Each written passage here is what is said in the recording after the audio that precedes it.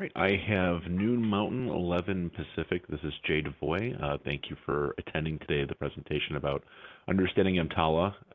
Interesting time to be doing this presentation just because normally this law has been fixed and it hasn't changed too much and there isn't too much activity with it administratively or in case law, except for this moment right now with the kind of sea change we've seen about Dobbs.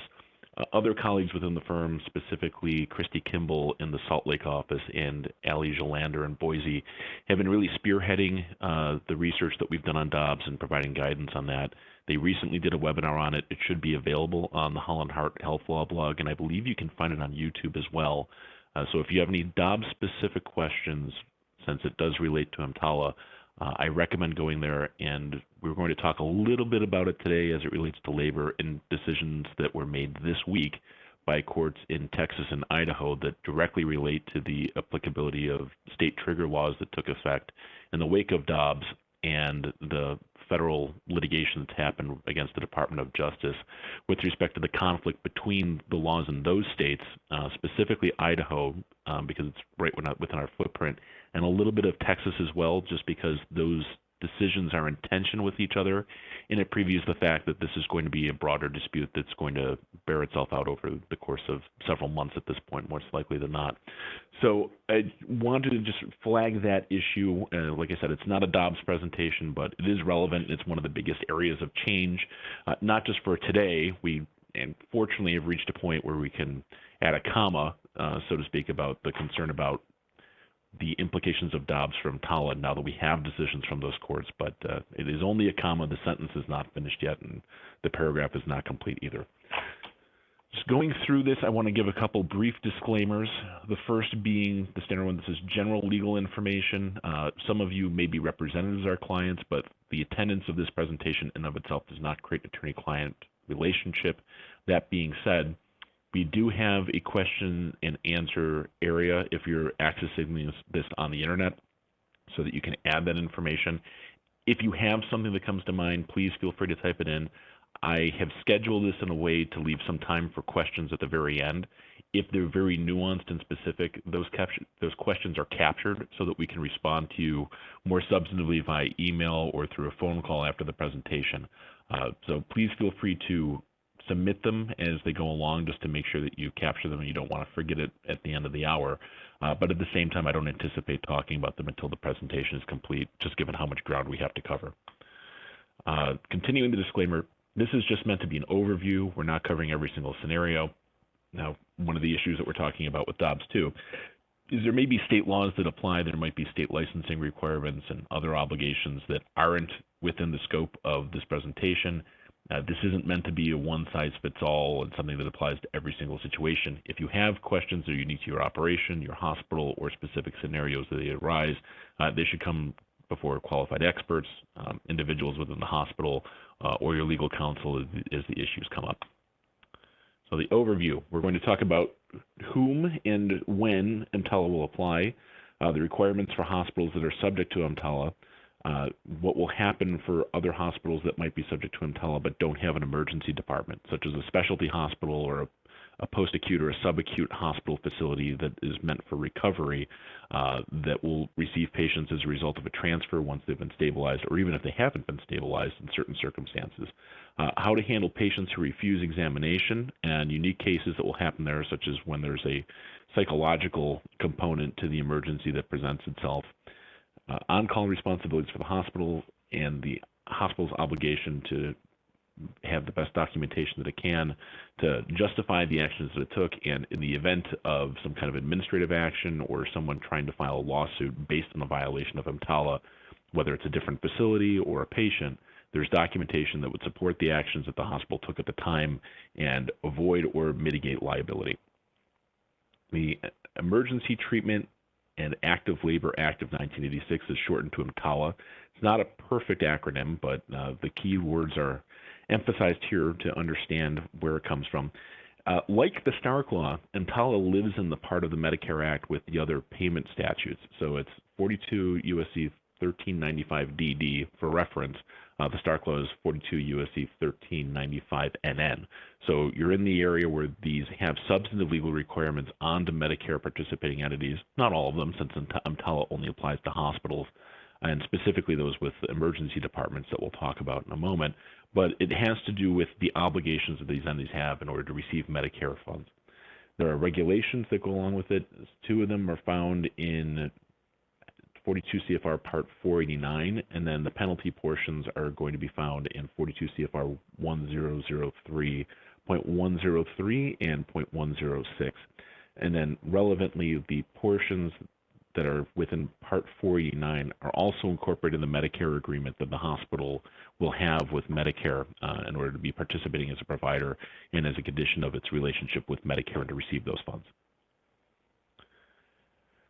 So EMTALA applies only to hospitals that participate in Medicare. Since I am licensed in Nevada, I want to add a little bit of Nevada-specific color to this. Nevada is basically drumming out hospitals that are not participating in Medicare. There was an emergency hospital, kind of a boutique hospital that was opened up maybe 10 minutes off of the Las Vegas Strip that specifically didn't take Medicare, didn't take Medicaid, and it was designed to ramp up these receivables and send bills to people. That's how it was portrayed to the legislature anyway. So there was a change made to Nevada law that hospitals have to start participating in Medicare or Medicaid at a future point.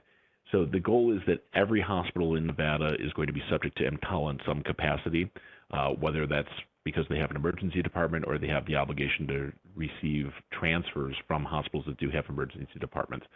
So looking into that at the state level, it may be something where it's basically a nullity to look for hospitals that are not Medicare participating. And it's one of these areas where the EMTALA requirement to say that it only applies to Medicare participating hospitals effectively encompasses every hospital, both from an economic standpoint of the need to accept Medicare as a payer, especially in the footprint that Holland Heart serves, where there are many critical access hospitals and rural hospitals, but also from the standpoint of states may require it because there has been sufficient public outcry to require hospitals to participate in Medicare and Medicaid so that they don't have this situation where somebody sets up a hospital, they go there in an emergent situation, the hospital treats them and basically takes advantage of this EMTALA requirement, even though they're not subject to it, provides services, and then all of a sudden the consumer is the one that's injured. And that's the subject of things that are beyond the scope of this conversation as well, but it's worth noting for the scope of EMTALA for anybody that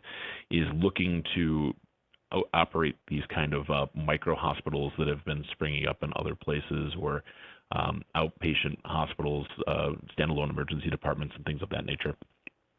So the requirement for EMTALA is that it is a hospital with a dedicated emergency department, which will be abbreviated throughout this presentation as DED. I may just refer to it as an emergency department. It's a creature of state law. It might have to be separately licensed as an emergency department. It can just be designated as an emergency department, but generally where there is a emergency department in a hospital, they will be subject to EMTALA for the requirement of taking people in who are presenting with these emergency conditions. Hospitals with specialized capabilities like specialty hospitals, like we were talking about the post and the subacute hospitals, they have obligations as well, but those obligations are to receive patients that are transferred by these hospitals with emergency departments or other facilities. Significant penalties for failing to comply with EMTALA. They're graded based on the size of the hospital. The cutoff point is 100 beds, so the penalties are smaller for hospitals that have fewer than 100 beds, like your critical access hospitals.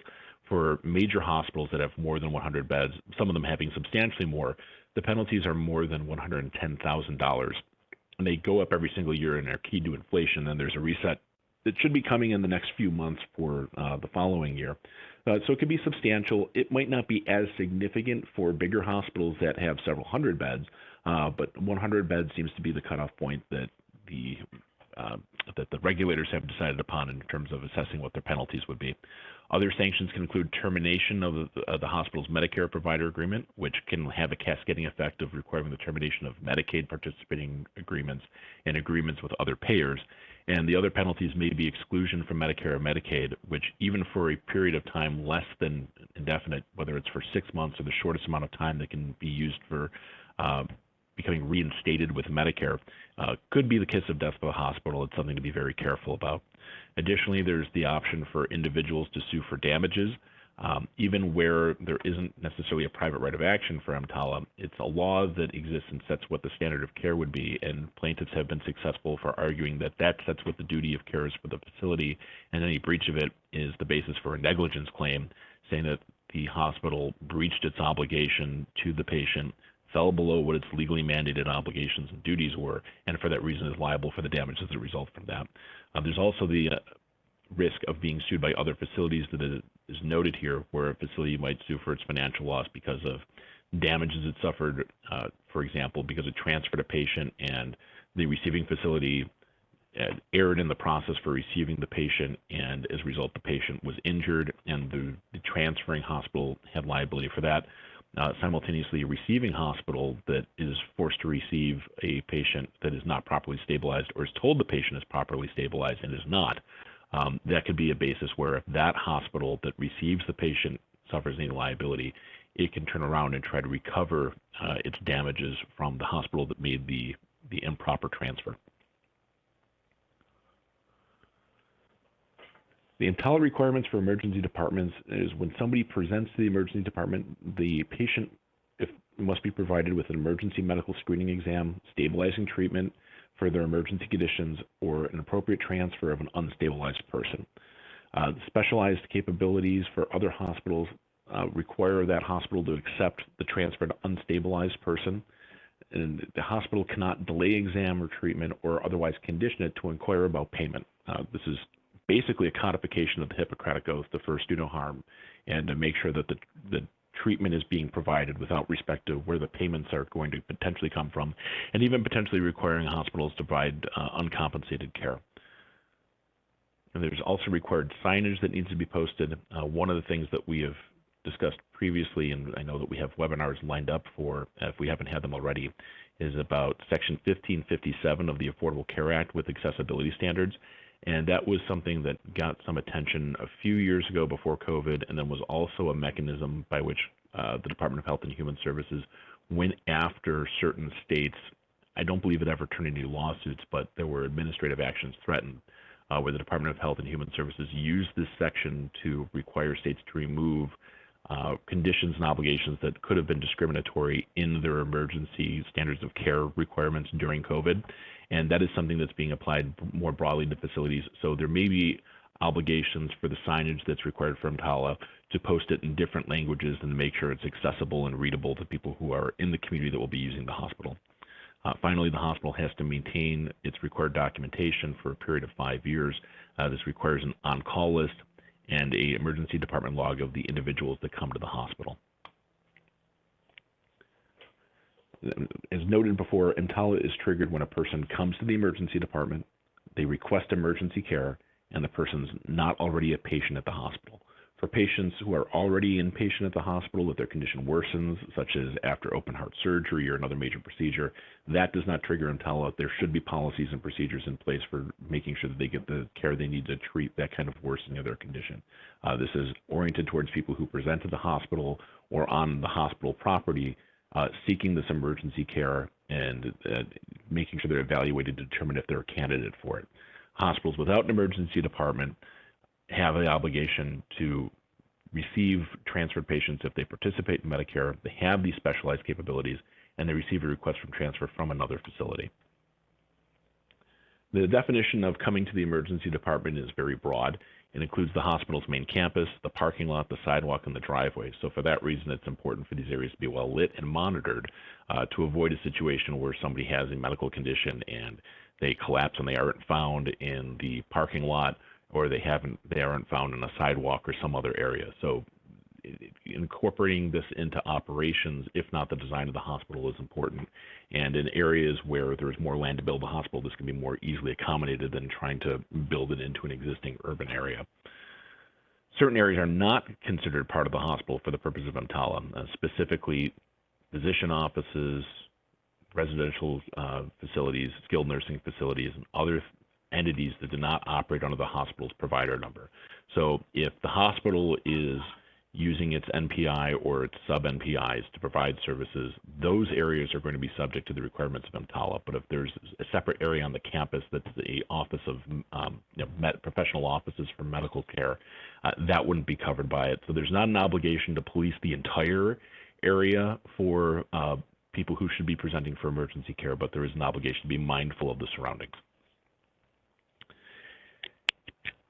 Ambulances may be subject to EMTALA if they are owned or operated by the hospital. If the hospital owns and operates the ground ambulance, then it's basically an extension of the hospital, and EMTALA will apply. So there might be different opportunities if the ambulance is not owned by the hospital, if it's not operated by the hospital, if it's a separate company, it can be diverted, which we'll talk about in a little bit. But the general test for whether or not an ambulance is subject to the blanket coverage of EMTALA that would be binding upon the hospital is whether the ambulance is operated by and effectively part of the hospital rather than the fact that it's an ambulance. If the ambulance is not operated by the hospital, EMTALA applies to the hospital if the ambulance is on the way to the property or it's on the property, but there is the ability to divert inbound ambulances if the hospital is on diversionary status. Like I said, we'll talk about that and what that means in a little bit. Diversion means the ability of the hospital to redirect patients to other emergency departments or other facilities based on the hospital's capabilities and its capacity at that time. It can have to do with staffing, and that can do with the overflow. For another Nevada-specific example of this, there was a very significant mass shooter event on October 1st, 2017, which I believe, unfortunately, is still the biggest mass casualty active shooter event that has happened in the continental United States. And there were incidences then where the hospitals were overwhelmed, and there was a lot of coordination where these emergency departments that were very robust and have the ability on a normal night or even during a normal crisis to take on anybody that's going to arrive at them. They had to start diverting patients around, and there was some level of coordination between and among the hospitals to make sure that everybody who needed a bed could get one. And it was successful because everybody who arrived at a hospital that night survived. So that worked, but diversion is necessary where you have a situation such as that one, where the beds are all occupied, the staff is all occupied. It's almost like battlefield triage, and making sure that people are able to get to a facility that can provide treatment based on the available resources, their proximity, and the condition of the individuals who presented. If everybody had gone to one hospital, it wouldn't have had the kind of outcome it had, where there was a complete survival rate of everyone who was able to obtain medical care. So diversionary status exists when there's a lack of facilities to accept or additional emergency patients. And like I said, it depends on staffing, equipment, supplies, the number and availability of beds, and past practices in accommodating additional patients and excess of occupancy limits, such as if there's a backflow plan to move beds into the hall, and if there's other ways to accommodate people that are necessary to make sure that everybody who needs a bed has one up to the limits of what the supplies on hand and what the staff on hand can accommodate, especially for states that have ratio requirements in terms of nurses to patients, and if there are any kind of exceptions to those requirements that are specific to emergency conditions.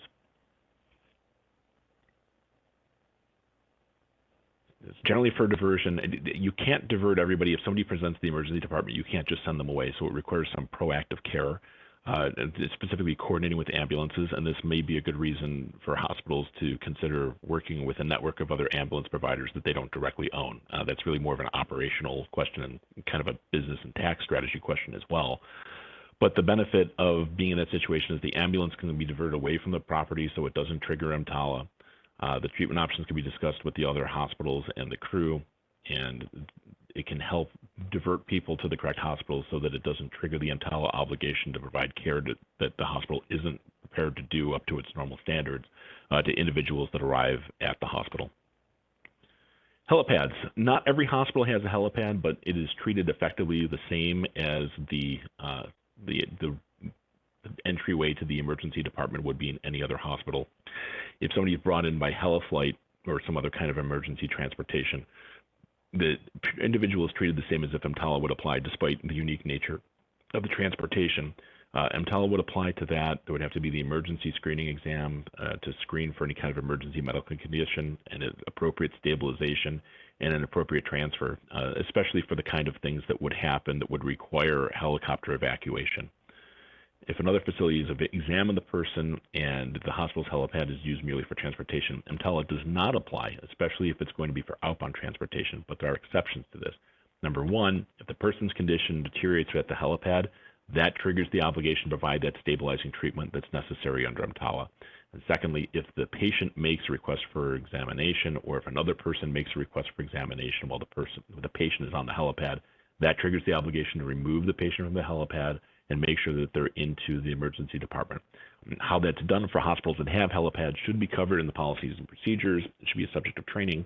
And again, like some of the other things we've discussed today, it is based on the layout and the configuration and frankly construction of the hospital in terms of how that is done, whether there's a specific ramp, hallways, a specific elevator to get up to the helipad, how the helipad is configured, and whether there's a separate area for it, if it's on top of a building, and other considerations that should be reflected in policies, procedures, and trainings for those moments. If a person arrives at an emergency department and requests treatment of a medical condition, then EMTALA will apply. If the person is unable to speak, if it's apparent to a prudent layperson that the person needs an examination for treatment of a medical condition, then EMTALA would apply as well. There's not a requirement that somebody be able to verbalize it if they're a condition because there's anaphylaxis, there's choking. They're not going to be able to verbalize it in the first place, but a reasonably prudent person, not even somebody with medical training, just somebody using their own eyes with reasonable experience with life would be able to see that this is somebody that's choking and can't speak. That triggers the obligation to provide emergency care. If the person is on hospital property and outside the emergency department and they request an exam or treatment for a potential emergency condition, or if they seem like they might have a potential emergency condition, then it's an obligation to get that individual into the emergency department and treat them, which again goes to the operational questions of understanding the hospital's environs and surrounds, if possible, considering this and working with good architects to make sure it's reflected in the design of the hospital, especially for the 250-yard area that is subject to the EMTALA requirements, and making sure that it's patrolled, staffed, and highly visible so that there's not a situation where somebody succumbs to their emergency condition before they can arrive at the emergency department. EMTALA does not apply to requests for services that are clearly non-emergency care. Sorry to be lurid about it, but I know that one of the main issues that comes up in emergency departments are when people present with sexually transmitted diseases, and it's a common source of grievance for physicians who are working on call, and it's an area that EMTALA does not apply, but it's a common problem for emergency departments, and it's been the subject of public health initiatives and education campaigns in certain areas. So that was an issue several years ago. It continues to be in certain communities, but that is a key example of the tension that hospitals encounter and questions that I have received specifically about what is the obligation to provide care for these people, because it is a medical condition, but it's not an emergency medical condition, and it's something to be identified in this screening. So preventative care, immunizations, administration of antibiotics, flu shots, providing community outreach, especially for mental health, they are not instances that EMTALA applies to, and it's important to have a diversionary program to reroute those patients to appropriate care within the hospital or at a separate location that might be affiliated with the hospital or an office within the hospital, but to get those individuals out of the emergency department after an appropriate medical screening is done to ensure that the bandwidth is available to provide the screening for the individuals that do appear with the medical emergencies. Non-emergency test cares account for that, gathering evidence such as for blood alcohol content. For example, the kits that law enforcement use after sexual assaults to gather evidence, those are not emergency medical cases. Now, they're time sensitive. They need to be handled in a timely manner if they're going to be done at a hospital, especially in communities where law enforcement doesn't have those tools at its disposal. But it's not an emergency that should be done in the emergency department, and that would trigger EMTALA. Similarly, pre-scheduled appointments don't count. Infants. If at birth the infant comes to the hospital, the infant that's born alive is somebody that is subject to EMTALA, and it can become an issue where the infant would have standing to pursue a claim. Going back to the point we discussed earlier about the risks of potential liability, there is a string of cases that have to do with the standing of infants when they're born versus when they're in the fetal state and they're not yet born. So that's an issue that is worth considering. I don't think we need to go into it in too much depth today, but the general rule is as soon as the infant is born, it is somebody that it's a life that receives the protections of EMTALA under federal law. And in that case, the infant is subject to the need for providing a medical exam, and if the parent or it's apparent that the infant needs medical treatment, that treatment would have to be provided. Existing patients of hospitals, as we discussed, are not subject to EMTALA. For inpatients, EMTALA ends once the person is admitted as an inpatient in good faith, such as the expectation the person would stay a full night, even if they end up not staying the full night, or if they discharge themselves against medical advice. For outpatients who are in the hospital specifically for procedure, EMTALA would not apply if the person has begun receiving their outpatient services other than emergency care. As noted earlier, if there's a circumstance that arises where the outpatient procedure takes an adverse turn and it turns into a case of emergency care, that is not necessarily somebody presenting for emergency treatment, but they would be subject to the policies and procedures the hospital has providing that emergency care because that person is a patient of the hospital and just would be diverted under that plan. EMTALA would not apply if an emergency arises after the person's admission or the outpatient services again. Again, this is covered by the hospital's policies and procedures. It's not specifically EMTALA. EMTALA has to do with people who are coming to the hospital for the first time, specifically seeking medical treatment in the emergency department. For a hospital with an emergency department, if a person comes to a hospital that has an emergency department, requests an emergency exam or treatment, and the person is not already an inpatient or outpatient, then the hospital has to provide an appropriate medical screening exam to determine whether the person has an emergency medical condition. And if the person has an emergency medical condition, then they must receive stabilizing treatment or an appropriate transfer. So there's a flow chart that goes to this. The first step is the medical screening examination, and we'll talk about the contents of that in a moment. The medical screening exam is done to determine if there's an emergency medical condition or not. If there is one, then you have to figure out if there's going to be stabilizing treatment or if the person needs to be transferred, even potentially without the stabilizing treatment. And we'll talk about that in a moment. But if there is no emergency medical condition, for the examples we discussed earlier, people coming in with diseases that are painful but not life-threatening, for people coming in seeking regular medical care like immunizations, shots, and antibiotics, that would be something that is not a medical emergency, and that individual's obligation, the individual's rights under EMTALA end, and they can be discharged to another component of the hospital to receive appropriate treatment. The medical screening exam has contents that are set out on this slide.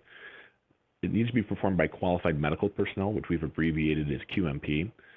Now, the hospital's bylaws or policies or procedures will identify who those qualified individuals are to perform that. It doesn't necessarily have to be a physician, but it can't just be random staff. It would need to be a mid-level at least, if not an RN. That's really dependent on the scope of practice rules that are applicable in that state. The Medicare Act is very clear about not trying to intervene and dictate the practice of medicine. However, the individual hospital policies and procedures should be checked against state law to make sure that the tasks that need to be done are being performed by appropriately licensed personnel within their scope of practice and the scope of their licensure. So in addition to being the appropriate person, they need to be competent to perform the exam, have appropriate training. For physicians, make sure that they have an appropriate fellowship or residency training, any kind of appropriate certifications and specialties that they would have, appropriate training for any nurse practitioners or physician assistants, and then also making sure that they have necessary privileges and credentials at the hospital to provide that treatment. Now, the exam needs to be provided in a non-discriminatory manner. The care that is provided, the examination that is provided and conducted cannot change based on immutable characteristics of the patient. That includes the obvious ones such as race, gender, national origin, religion. For example, somebody might present wearing a Star of David or a cross, and that would trigger any kind of implication that the person's care differed based on their religious standing. Other things that need to be considered now that are becoming the subject of greater attention under Section 1557 of the ACA, and that might be the subject of protections under state law, would have to do with gender identity and expression, physical appearance, and other things that are not directly relevant to the care that somebody would receive as a patient. So just making sure that the Medical examination is conducted in the prescribed in the policies and procedures to be done in a non-discriminatory way and is actually conducted in a non-discriminatory way. The examination has to be sufficient to allow the qualified personnel to determine with reasonable clinical confidence whether an emergency condition exists, and that depends on the presenting signs and symptoms, the hospital's capabilities, such as if it's a critical access hospital, it might not have the readily available imaging facilities that another hospital would have if it were in a large urban center with hundreds of beds, and the availability of on-call physicians. For example, some conditions might not be as robustly diagnosed or as readily diagnosed by the attending physician in the emergency department as they would be by somebody that has a specialty in neurology or gastroenterology issues. The exam has to be provided within the capabilities of the hospital. This is specifically identified within the guidelines as the physical space that's available, the equipment, supplies, and specialized services that are available, the level of care that the hospital personnel can provide within their training and scope of professional licenses, and that includes the roster that's on call. Again, this is kind of a resource issue. The standard, similar to HIPAA, where it's a standard based upon what the resources and capabilities are of the covered entity, here, the standard for what needs to be done for the screening exam and what's going to be required of it is going to be different for a large academic medical center versus a critical access hospital. Whatever the hospital customarily has done to accommodate patients is sufficient for this purpose. That's not an excuse to skimp, but it's something where CMS has recognized the reality is that it's not inherently an even playing field, and some of these smaller rural hospitals can't necessarily do the things as a matter of course or as a matter of economics that some of the other hospitals can do where there's more beds and there's greater economies of scale. The screening exam is an ongoing process rather than a single isolated event. It begins with triage, but it extends beyond that. It continues until the patient is either stabilized, at which point they can be discharged, or they can be transferred to another location, or they're admitted to the hospital, or they're taken out of the emergency department into a different, more appropriate unit, depending on that patient's conditions and the maladies that they might have. The medical screening should include vital signs, obtaining relevant medical history, documenting a physical examination of the area or system that is involved based on the patient's report or appears to be involved that the patient can't reasonably explain it. Any kind of necessary testing that would be done, so for example, x-rays, CT scans, things of that nature that would be done to identify this if it's not a condition that would be readily apparent to the eyes, and then continued monitoring to make sure that the patient's condition remains stable. It's important when this is being done to document everything that occurred. As it says on this slide, if it's not in the chart, it didn't happen. It's important to document the existence or non-existence of certain conditions to substantiate what the hospital did. Now, this would include the appropriate exam, the existence or absence of an emergency condition, the patient's stabilization and stable condition. Other things that need to be documented specifically include the patient refused care or requested the transfer, or certification that the benefits of transfer outweigh the risks, especially where a patient is not stabilized. And the more specifics that can be provided, the more detail that is there, as time-consuming as it is, especially in the environment of emergency department, the more beneficial it will be to survive a first pass in the event there is an administrative complaint, or to create the documents that would be necessary to avoid any kind of dispute or litigation over any injury that could arise from an emergency situation. EMTALA goes on to define what an emergency medical condition is. A medical condition manifesting itself by acute symptoms of sufficient severity, including severe pain, psychiatric disturbances, or substance abuse, such as the absence of immediate medical attention could reasonably be expected to result in placing the individual's health in serious jeopardy, serious impairment to bodily functions, or serious dysfunction of any bodily organ or part. And that is the appropriate test. The emergency medical condition is whether the absence of immediate medical condition would cause these kinds of harms, namely serious jeopardy to health, impairment to bodily functions, or dysfunction to any bodily organ or part. One of the things that we talked about, and I noted in one of the early slides, the L in EMTALA is for labor, so pregnancy is something that would fall within the scope of all of this. In the case of a pregnant woman having contractions, if there's inadequate time to effect a safe transfer to another hospital before delivery, such as a specific facility or hospital that deals with labor and delivery, or a hospital that for example, might be a children's hospital and has a more robust labor and delivery department and program, then the transfer could pose a threat to the health and safety of both the woman and the unborn child, and then the obligation would kick in to provide care for that person at the facility. There's a definition of labor as the process of childbirth beginning with latent or early labor and continuing through delivery of the placenta, and then the note that the women experiencing contractions is presumed to be in labor unless a qualified medical professional acting within the scope of practice, so it would have to be somebody on call that specifically does this and that would have the appropriate credentials with OBGYN, certifies there was a false labor after a reasonable period of observation. So it's not something to be done quickly. There would have to be time to make sure that the contractions aren't speeding up, that there's some other kind of condition happening that would lead to the false labor and wouldn't trigger the EMTALA obligation. So here's where we're going to talk about Dobbs a little bit, because one of the things that was clarified by the Department of Health and Human Services in the wake of Dobbs, which was decided by the United States Supreme Court at the end of June, but the final judgment on it was not entered by the Supreme Court until the end of July.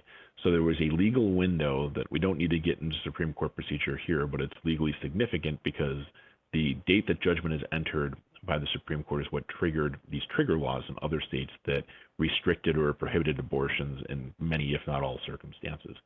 So on June 24th, 2022, the United States Supreme Court releases its Dobbs decision. We don't need to go into much detail about it. Everyone's well familiar with the fact that it overturned Roe versus Wade.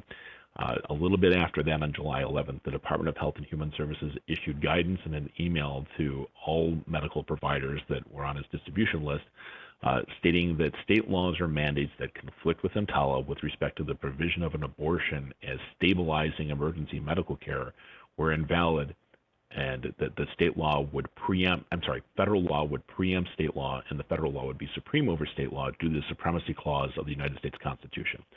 So didn't expect to have to take this back to civics class, but it's an important reason why when people stop to think, well, why does the federal government have this precedence over state law? Why does it get to preempt it? It goes back to the United States Constitution, where the federal government has supreme authority over the matters within its jurisdiction, and then the states generally cannot regulate that unless they're being more stringent than the federal government is, and that's kind of a test that's evaluated by courts over time. And it's something that isn't necessarily unique to healthcare. It happens in other places with transportation, with intellectual property laws, but this is one of the areas where it's coming up in healthcare, and it's one of the ones that's more immediate and something that was a big topic of concern because it's not as abstract as whether a specific claim is preempted by the Copyright Act. This has to do with literally matters of life and death. So looking at states within our footprint, Colorado and Nevada, I haven't been able to find any kind of specific legal action taking over this. Within Nevada, there's a statute that recognizes the right to have an abortion, and going back to 1990, the statute already existed, but there was a referendum that was passed by the public so that the legislature cannot go back and do something like add a trigger law, amend it, or remove the right to an abortion that was statutorily created in NRS 442.250.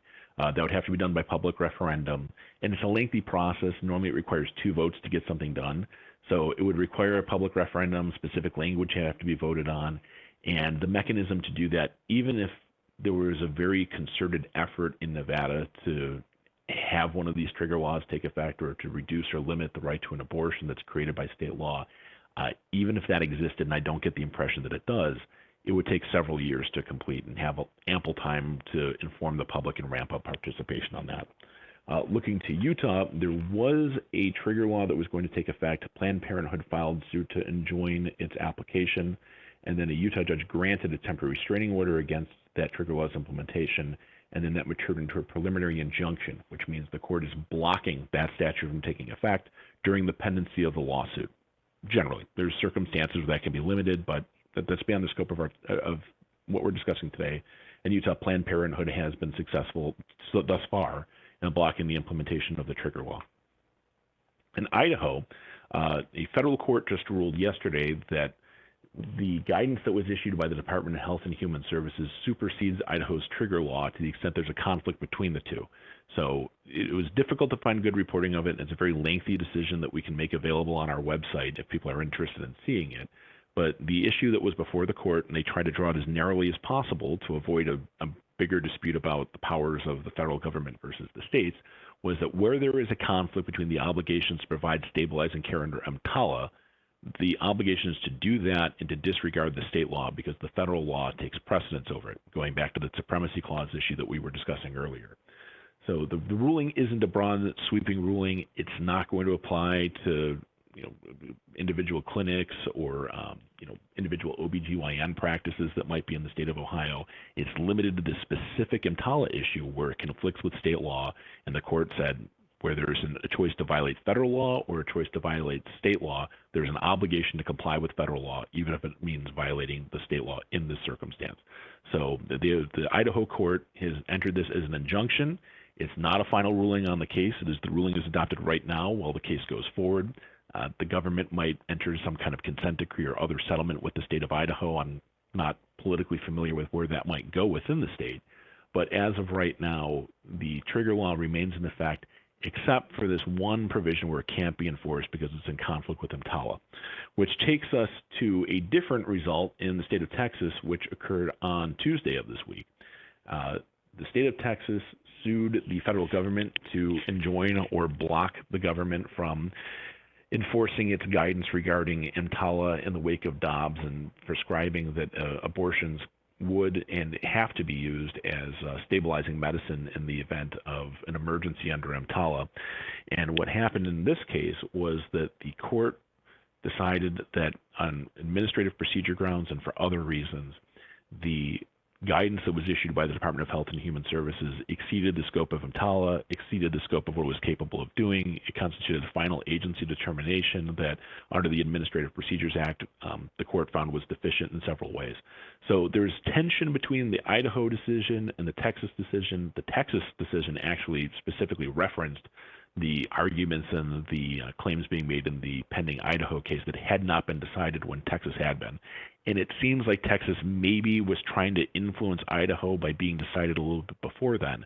But they came to different propositions where in Idaho, now EMTALA takes precedence over state law and requires in the emergency context abortions be provided if it's necessary for stabilization, versus in Texas, which does not recognize this distinction. It makes a number of arguments that I raise in this slide here to talk about the statutory authority that's created by EMTALA, that's created by the Medicare Act, and a number of arguments that I anticipate are going to be heard on an appeal, at least of both of those decisions, and may end up in front of the Supreme Court, because looking at the organization of the federal courts, beyond the fact that each state has its own federal trial courts, there are court of appeals that are organized geographically. Texas and some other states are within what is known as the Fifth Circuit. Idaho and many more states, and effectively the entire west coast of the country, are in a much larger circuit known as the Ninth Circuit. They're basically co-equal, so it's not a situation where the Ninth Circuit is more influential because it's larger, although it does have a lot more issues that come before it and require a lot more attention because of its size in terms of population and geography. But for purposes of the determination, the Fifth Circuit's rulings are binding upon all the courts within the Fifth Circuit. The Ninth Circuit's rulings are binding upon all the courts in the Ninth Circuit. And the Supreme Court is the court that has to resolve that tension. Or sometimes, if it doesn't wish to do so, it can decline to do so, not exercise certiorari, which is the Latin term for its decision to hear and decide a case, and can just let the tension exist, sometimes for years, if not decades. Although I don't know if this specific circumstance is one that can be left alone by the Supreme Court, the way that nuances of intellectual property law can be.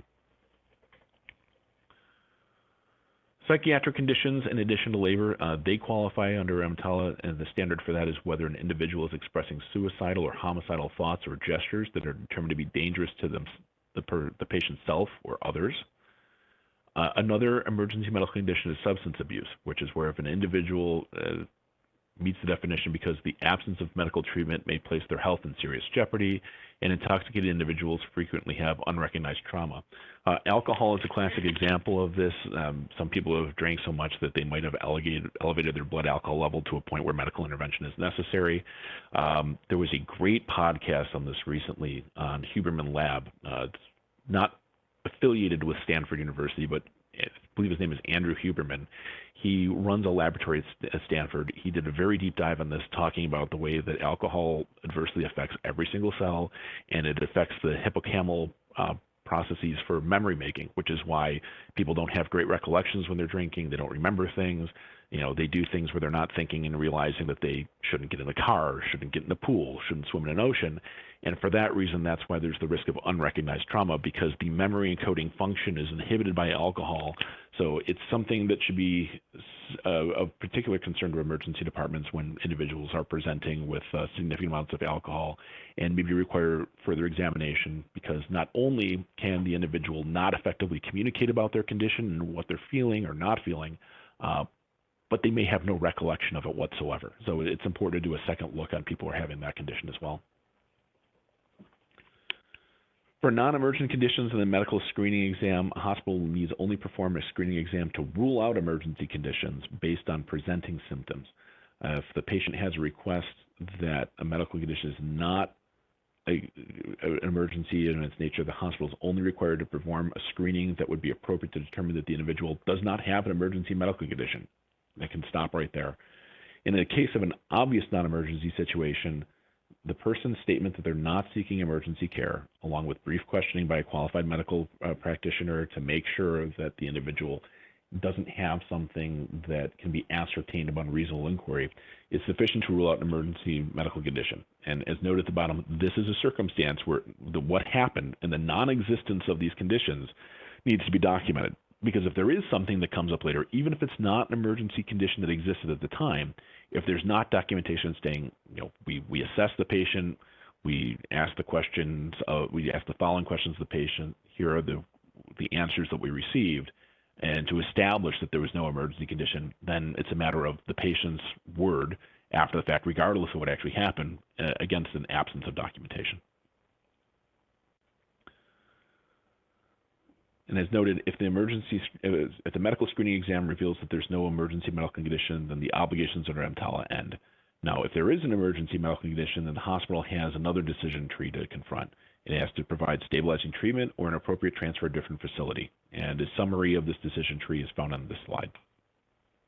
Stabilizing treatment is something where stabilizing treatment is specifically contemplated within the regulations in terms of what it contains. And stabilizing treatment has to be provided within the hospital's capabilities. And there's not necessarily an obligation for the hospital to provide that which it doesn't possess, although it's something that hospitals should always be considering in terms of their operational continuity and their plans for growth and expansion. The standard for this is a care necessary to assure within reasonable medical probability that no material deterioration of a condition is likely to result from or occur during the transfer from a facility if the individual needs to be transferred out, and for pregnant women, the delivery of a child and the placenta. And an alternative to stabilization is a transfer to another facility.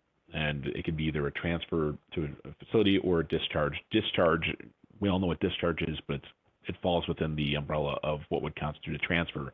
They're just not being transferred to a facility. The patient is being transferred to his or her home community. The definition for stabilization under the regulations is that there's no material deterioration of the condition that's likely to result from or occur during the transfer of the patient or as a result of the transfer, again, whether that's discharge or transfer to another facility.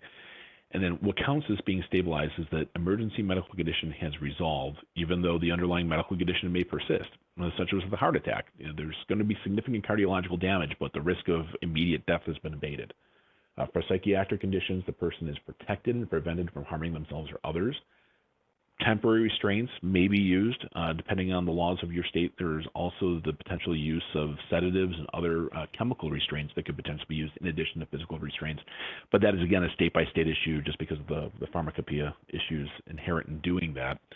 And when transferring a psychiatric patient, it can be difficult to do. Psychiatric hospitals have a very difficult job. They would be required to receive a transfer if they don't have an emergency department, going back to our conversation earlier. But there's unique challenges with that transportation. There's a greater likelihood of harm, people banging their head against car windows, things of that nature. A person is deemed stable for discharge when, within a reasonable clinical confidence, the patient has reached a point where their continued care, including diagnostics or treatment, could be reasonably performed as an outpatient or later as an inpatient, provided the patient is given a plan for appropriate follow-up care as part of the discharge instructions, which I know that CMS revised substantially within the last few years, but that is something that's important. And EMTALA, although the obligation to provide emergency care adds, that also triggers the normal discharge obligations for the hospital in terms of discharge planning for each patient. Again, for discharging or transferring a patient, documentation is always critical. For pregnancy, the standard for being stable for transfer discharge is a little bit different. Stabilization, again, requires delivery of the child in the placenta. If a woman is having contractions, the hospital must deliver the baby in the placenta or perform an appropriate transfer, including discharge back to home. Again, if the physician makes a determination that the reward of transfer is greater than the risk, and makes a certification that's necessary to do so. And again, false labor has to be certified by somebody with training in this area. It can't be done lightly. It requires meaningful observation to conduct.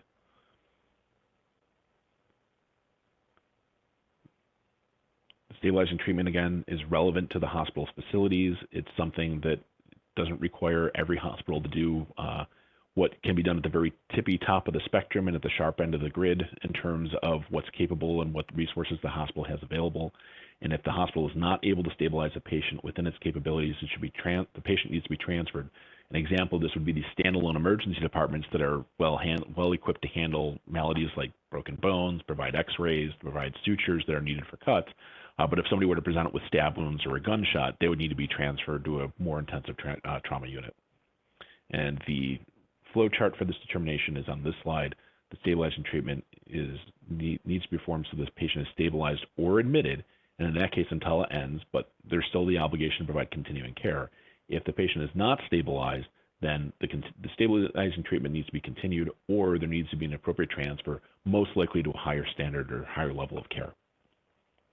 If a patient is not stabilized, the hospital cannot transfer or discharge the patient. However, there are exceptions to this. The patient can be the one to request a transfer, such as if they don't like the hospital, they're having conflicts with the hospital, they're not discharging themselves against medical advice, but they are transferring themselves at their insistence to a different facility, or the physician certifies that the benefits of transfer outweigh the risks. And then in that case, the transfer has to be appropriate under the regulations. Now, the transfer that's not discharged, but the actual transfer of the patient means movement outside the hospital at direction of hospital personnel. So this requires some planning in terms of ground transport. While we talked a little bit earlier about the benefits of potentially not owning your ambulances, if a hospital doesn't have ambulances, it needs to be mindful of how the ground transport is being done. I know that in Nevada, there are a number of medical non-emergency ground transport companies that the hospital can contract with, but that contracting process needs to be careful to protect the hospital against any issues that can happen as a result of making these transfers, and making sure the hospital is protected in case there's an accident or some other problem with care with the individual once they've been stabilized and they're put into that transportation to be taken to a new facility. Another concern too is where patients try to direct their own transfer and provide their own transportation, and using cars and other companies that the hospital has no relationship with, no knowledge of, and just hoping that that's going to be sufficient. So that's something that requires special attention and planning from the hospital, and to be mindful of that, and to make sure that a patient is given all the warnings that are necessary if they're trying to arrange for their own transportation as part of transfer.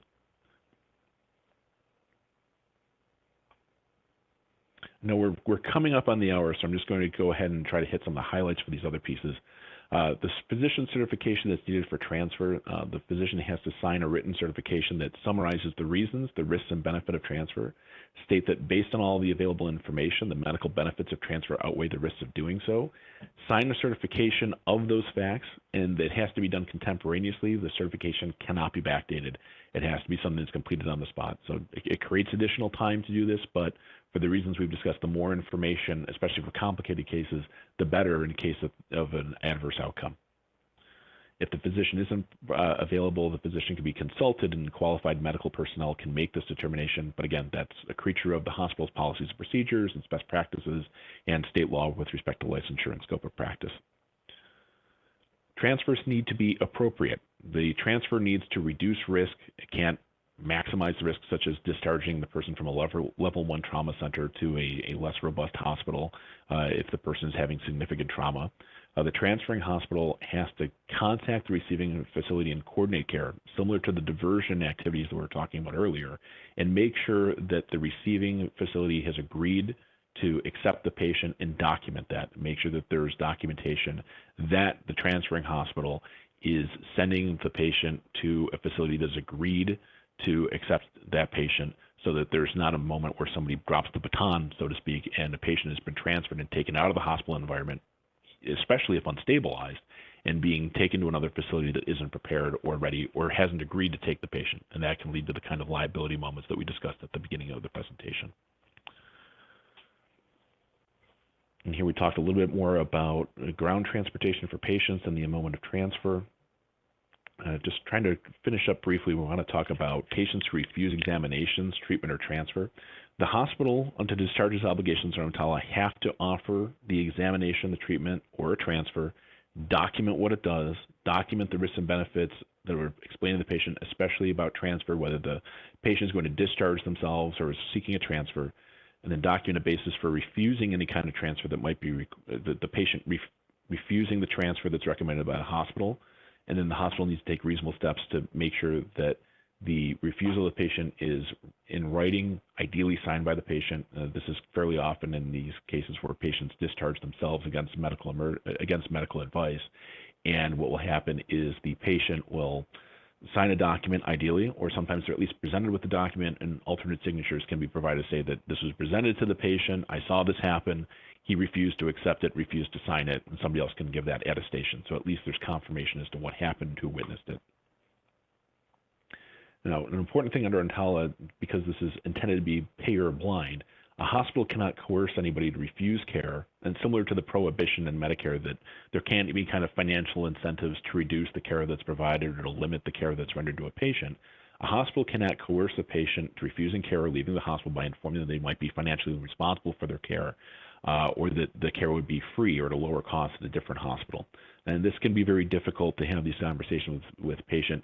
The hospital can honestly respond to inquiries saying, we are not contracted with your insurance, or your insurance, if you have it, is going to be more favorable at a different hospital, but the law entitles the patient to a certain level of care even if they can't pay.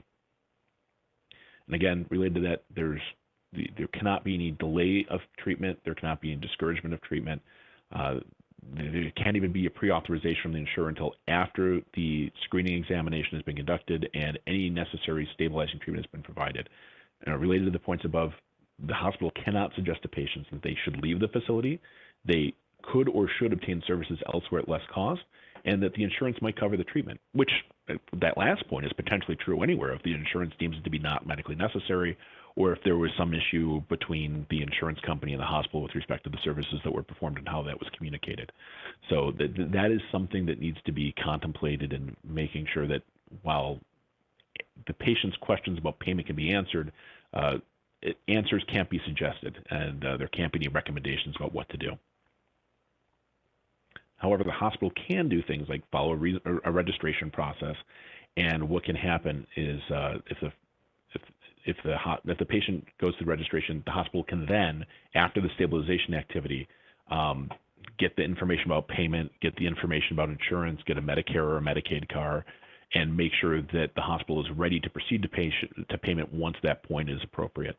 Another option for the hospital is to contact the primary physician or health plan to obtain a medical history or other needs for that patient.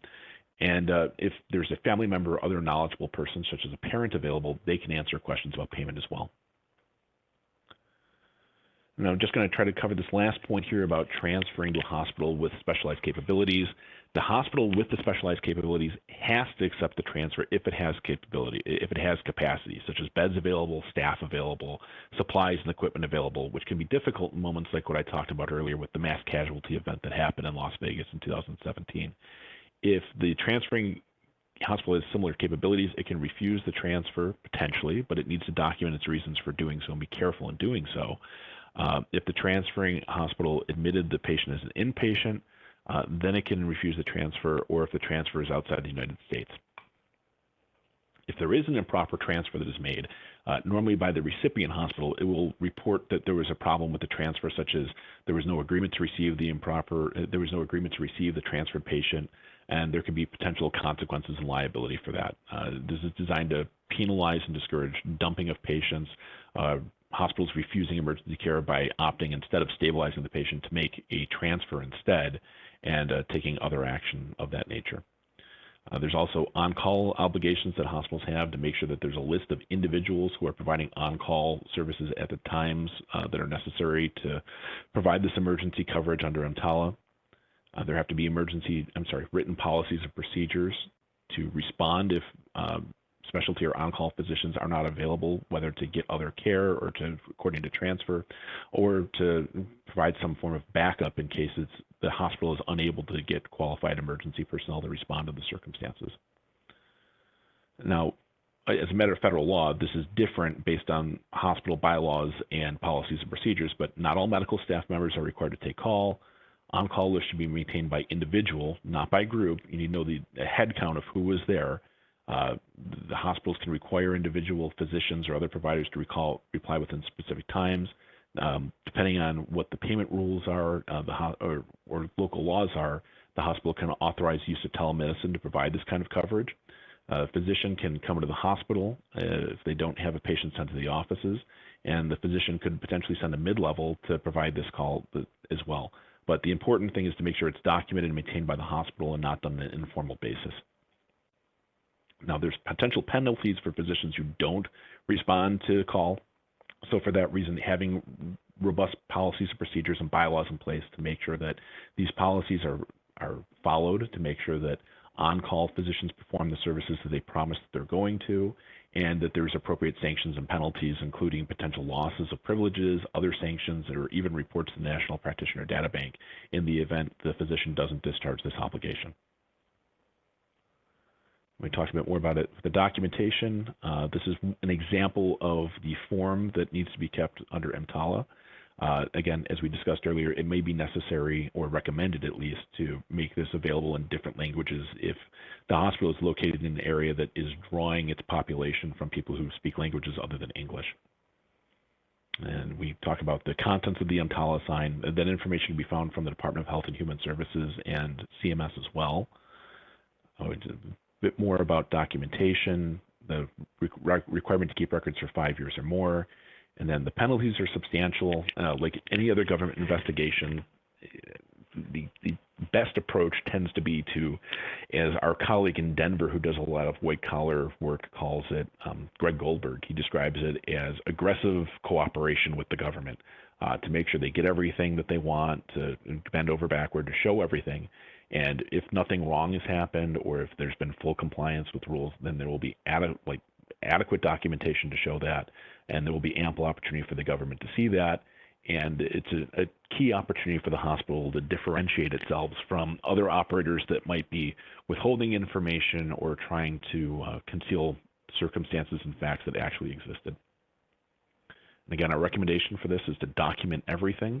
The more documentation that exists, the more that can be shown to the government to explain or substantiate, number one, what happened, and then secondly, why it happened and how it happened.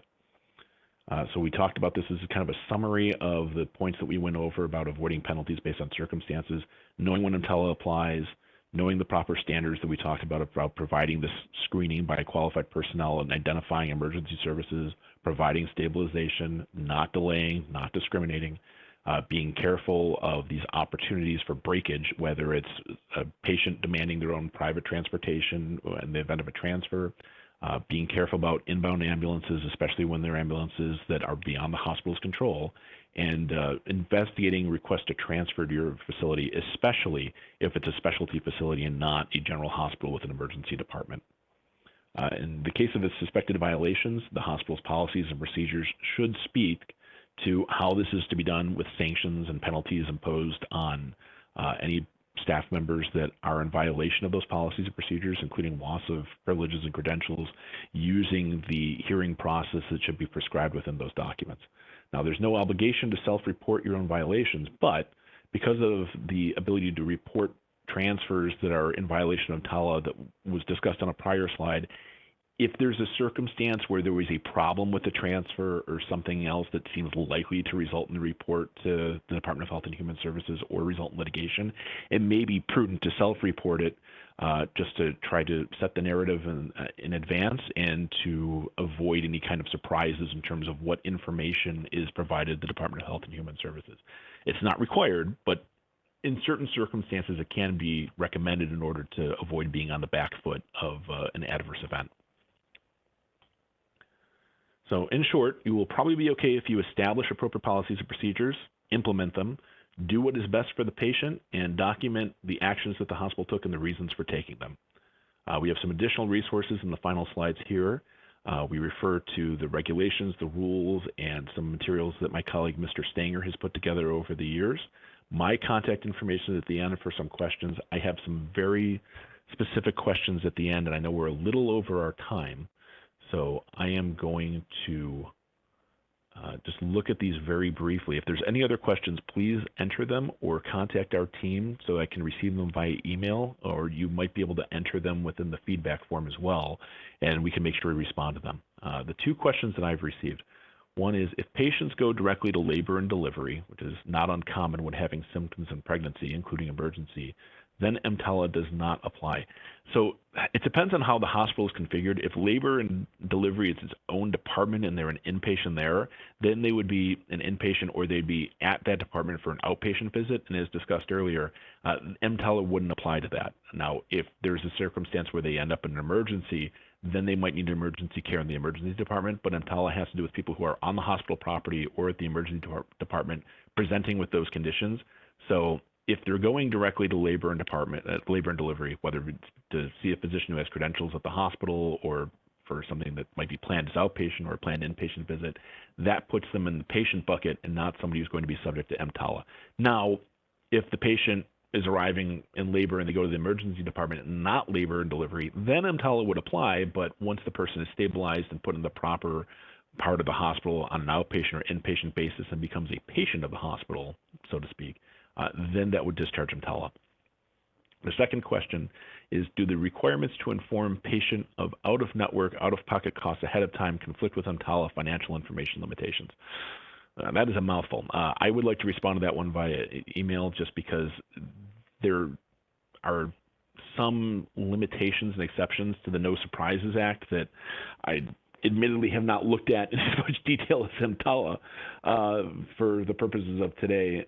Generally speaking, my understanding as I sit here right now is that when there's an emergency circumstance, you have to provide the stabilizing treatment and information financially as soon as is reasonably possible thereafter.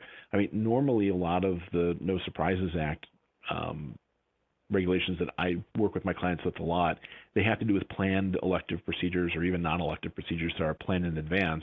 A lot of surgery centers need to comply with this, hospitals do as well, and there's time periods depending on how far out the procedure is, dictating how much time needs to be provided with that good faith estimate of costs and what they expect the procedure to be. But that is something I'm happy to look into and respond to in the emergency context.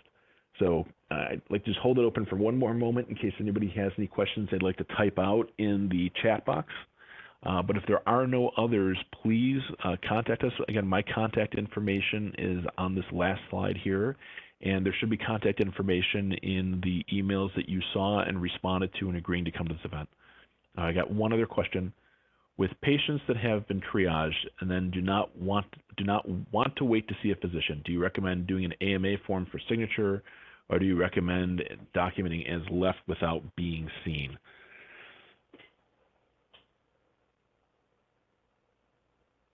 I think it would be better to do a discharge. It depends if they haven't had against medical advice because they haven't necessarily had medical advice, but if they've been triaged, it depends on who does the triage, in my mind. If it was somebody that could give them advice, if it was somebody that was in more than a purely clerical role, and they've had that explained to them, I mean, before they leave, it would be ideal for them to receive some kind of admonition not to do that, and it's not in their interest, and they haven't received a full evaluation yet. You can't make any representations about their condition.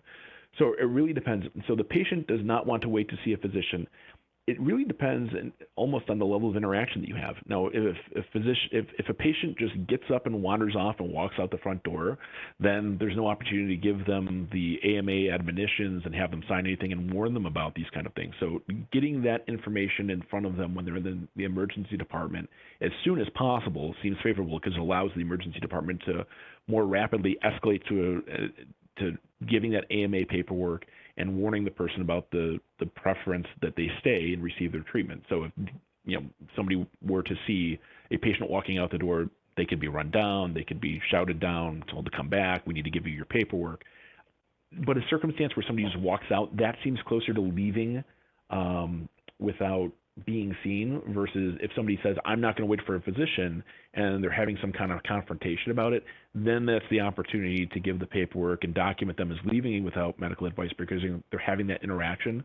So starting that interaction at the time of triage, making sure that those admonitions are given so they can later be documented, substantiated on as standard of a form as possible. That seems like it would be the best way to do it, although it might not be possible in all circumstances depending on what happens. Next question I received. The patient presents for an OP test with a stat, ASAP, urgent, written across the order. Does it fall under EMTALA?